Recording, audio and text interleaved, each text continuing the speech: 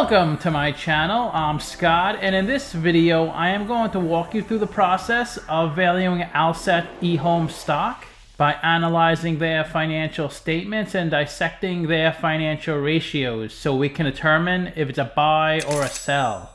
Alset EHome specializes in land development, home building, sales, rental, and property management. It provides quality designer homes with integrated smart technologies. This company is building eco-friendly communities, not just eco-friendly homes. 25% of its revenue is from food, beverages, cosmetics, and health supplements from one of its subsidiaries. It has three business models. The first is buying an Alset-style home with a free solar energy system and a free Tesla. The second is renting an Alset home that comes with a free solar energy system and a free Tesla. The third is creating a REIT that pays a 6% interest rate.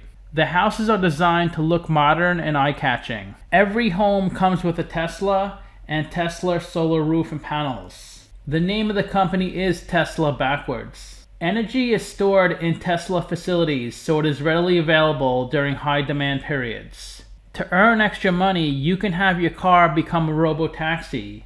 When you are not using your car, you can simply press a button on your phone and your Tesla will act as a taxi service. The reason you get a Tesla with your home and not a different EV is because of Tesla's future plans to create a robo-taxi service. The company's working on 4 real estate properties. The first project is called Ballinger Run. This is in Frederick County, Maryland, a 197-acre lot that can fit 689 residential homes. All of the homes have been pre-sold already. Its second project is called Black Oak, near the Woodlands in Texas. It is 136 acres of land with plans to build 748 homes. Its third project is North Park Woods in Porter, Texas. It owns 100 units in this development. Its fourth project is Alset Villas, near the Woodlands in Texas. It is building 69 high-end villas. Mr. Chan Hang Fai is a chairman of the company and has experience with REITs and many other companies. The company is also planning on launching a crypto asset management company. It is headquartered in Bethesda, Maryland, and was founded in 2014. It trades on the NASDAQ and Deutsche Börse. Let's get started with the model. This is a micro-cap company, 29 million market cap. They're trading at 62 cents a share, and they have 46 million shares outstanding. Let's look at the financials. The way you value a company is you estimate the free cash flows into the future, and then you discount those numbers back to today's value. That's what we're doing in this video. And free cash flow is cash flow from operations minus capital expenditures. So they did have positive free cash flow in 18, 19, and 20. It was negative 4 million in the trailing 12 months. Net income is the profit or loss on the income statement. It's revenue minus expenses, and that's negative every year. Revenue is pretty steady. It did peak in the trailing 12 months at 26 million. This is the company's income statement. The top line is the revenue of the sales. Below that is the cost of revenue. These are the expenses directly related to generating the revenue. Revenue minus cost of revenue gives you your gross profit, and that peaked in the trailing 12 months at 11 million. Below that is their operating expenses, and these are all the expenses that are not directly related to generating the revenue. And below that is their operating income, which was negative every year. They do have a lot of expenses below operating income. That's why they have big negative in net income. The negative was smaller in prior years. This is the company's income statement from their latest 10Q. This is the first 9 months of 2020 versus the first 9 months of 2021. And this is the third quarter of 2020 compared to the third quarter of 2021. Their revenue for the third quarter was 4.8 million, 133,000 from rentals. In the second quarter of 2021, they started renting homes to their tenants. And the company said they expect their rental income to increase as they acquire more homes. The bulk of their revenue is from property, 3.4 million. It was 12 million in the first 9 months of 2021. They had an increase of sales from their Ballinger project, that was the one in Maryland. Their subsidiary HWH World contributed to the property sales. The way the Ballinger project works, builders are required to purchase a minimum number of lots. And this company collects the revenue from the sale to the builders. So the builders do all the construction, not this company. And they had 1.2 million of revenue from biohealth. Through a couple of the company's subsidiaries, They sell a bunch of different products: food and beverages, cosmetics and wellness, and health supplements. So it seems like this company does a little bit of everything. They had about $5 million of revenue in the third quarter, which is lower than the average for the first 9 months of 2021. The average revenue for the first 3 quarters is about $5.6 million. And their expenses in the third quarter were $4.7 million. So there's not much margin. They only had $52,000 of operating income. But I guess the idea is, as they increase their revenue, economies of scale will set in and their margins will grow. They have a lot going on in other income and expenses. They passed through a $5.3 million unrealized loss. The company issued a lot of convertible debt, and the debt did convert to equity. So the company had to pass through an unrealized loss onto their balance sheet. This is a non-cash item, but it does dilute the shareholders when the debt does convert to equity. The commitment date was on March 12th when the stock was trading at $10. If the commitment date was today, the debt would not convert to equity because the stock price is so low. This is through a beneficial conversion feature. This is when convertible debt is in the money, and it's in the money when the security is lower than the fair value of the instrument. So the holder of the convertible debt realizes a benefit in the amount of the price difference. The issuer of the security realizes an expense in the amount of the price difference, which is classified as a financing cost, and that's what they pass through onto their income statement. It took me about an hour to piece this together to explain it concisely. So they issued $51 million of 4 convertible promissory notes. On May 13th and June 14th, those promissory notes were worth $64 million. So they were converted to 2,123 shares of Series B preferred stock and 9.2 million shares of common stock. And I just assumed it was an investor who put money into the company and now is receiving equity. But that's not the case. It's the CEO who's receiving these promissory notes. All these green boxes I show you are all pulled from their 10Q. You can read this if you want to get more information. I'm not going to go through it, but that's pretty much the gist of it. The reason they have such a big negative net income is all these items and other expenses. This is the company's statement of cash flows. The top line is operating cash flow. That's how much cash the company generates or loses from its operational business. So it was generating positive operating cash flow until the trailing 12 months. It was a small negative. They don't spend too much in CapEx. The most was $230,000 in trailing 12 months. Operating cash flow minus CapEx gives you your free cash flow. So they don't use too much debt to run their business. It's mainly capital stock. They issued $86 million in the trailing 12 months, $13 million in 2020, and $2 million in 2019. When a company issues common stock, it dilutes the current shareholders and makes your shares less valuable. You can see in 2018, 19, and 20, they paid down a lot of debt. They did add a little debt in the trailing 12 months, but they have very little debt on their balance sheet. Here's a recent 8K reporting on the SEC website. The company's trying to issue 18.1 million shares at 60 cents per share, and also 31 million warrants at about 60 cents per warrant. The CEO and the board purchased 4.4 million of the shares. Here's their cash flow from operations section from their 10Q. This is the first 9 months of 2020 versus the first 9 months of 2021. The way to calculate CFO, you start with your net loss, then you have to add or subtract the non-cash items on the income statement and adjust for changes in working capital. So we start with the net loss of $93 million, then we have to add back $51 million of amortization of debt discount. A bond discount is when the market price of the bond is lower than the principal due at maturity.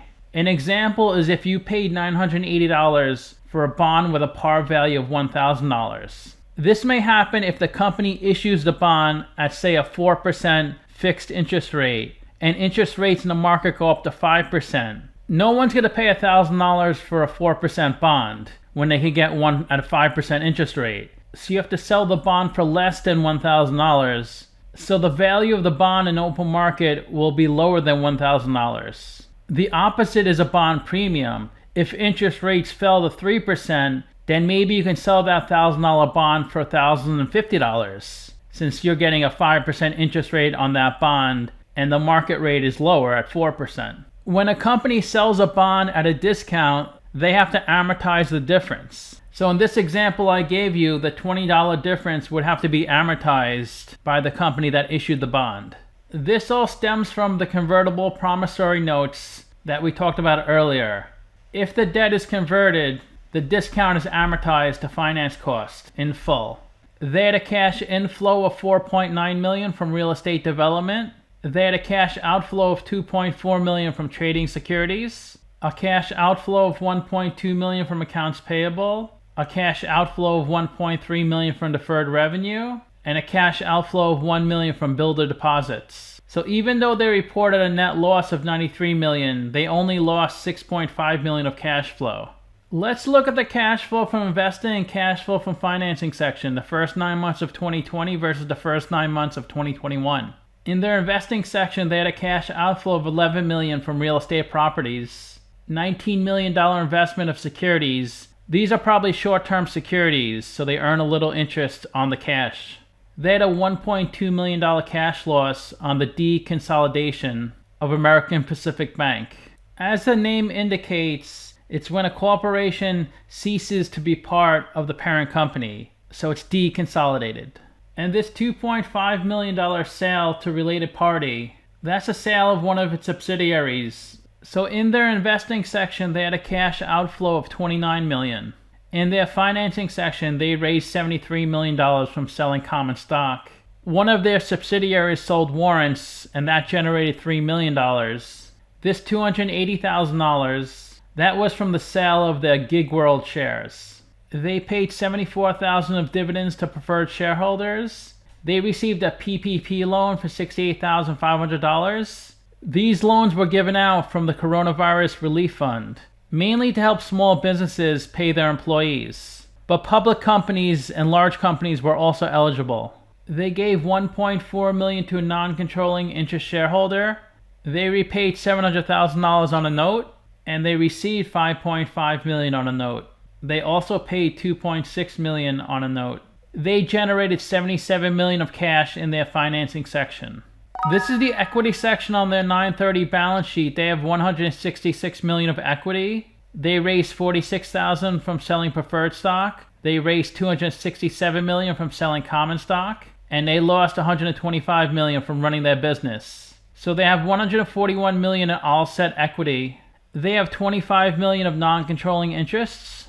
Non-controlling interests are companies Alset has a lower than 50% ownership in. Let's look at the capital structure. They have $141 million of equity, $6 million of debt. They're 96% equity, 4% debt. And their net debt is negative $133 million. And I gave them the highest whack on Finbox, 8.3%, and that's the discount rate we're going to apply to the future cash flows. We estimated 4 years of future free cash flows. We also estimated a terminal value, which is all cash flows past year 4, that's $160 million. We discounted those numbers back to today using the weighted average cost of capital. We get a value of the company of $138 million. We divide that by 46 million shares. And we get a calculated stock price of $3.01. They're trading at 62 cents, so they're trading at a 79% discount. It's a really strong buy according to the model. The way I calculated their future revenue, I estimated it would grow 10% a year for the next 4 years.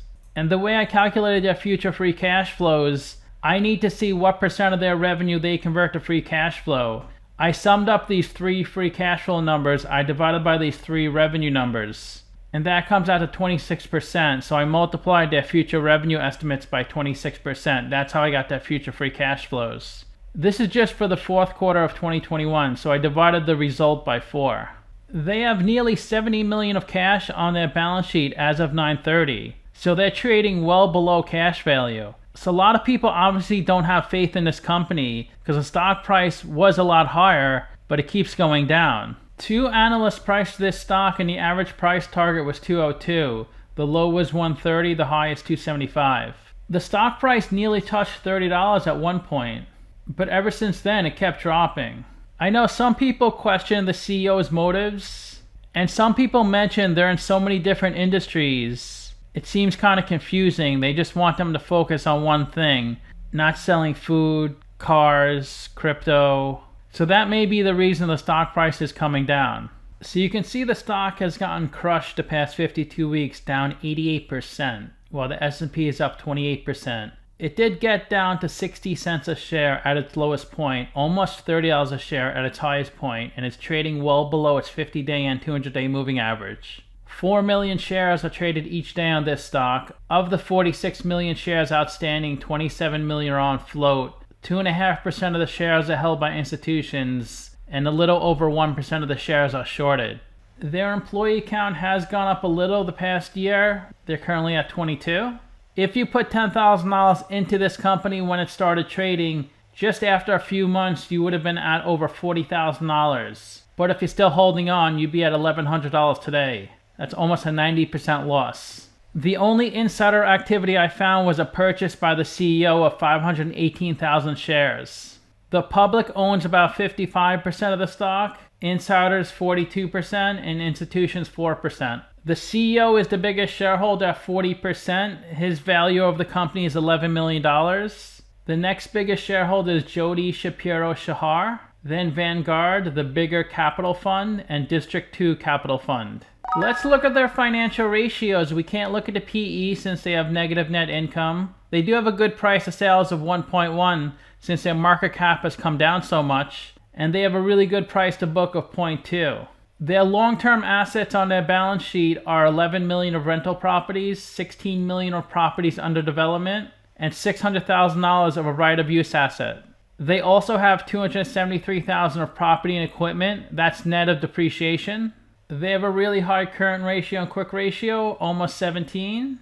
They have 68 million of cash on their balance sheet, 5 million restricted cash, 40 million of securities at fair value, and 31 million of investments in other companies. They do seem to be well capitalized. They have 139 million of working capital. Working capital is current assets minus current liabilities. In the trailing 12 months, they did have a small negative of $4 million in free cash flow.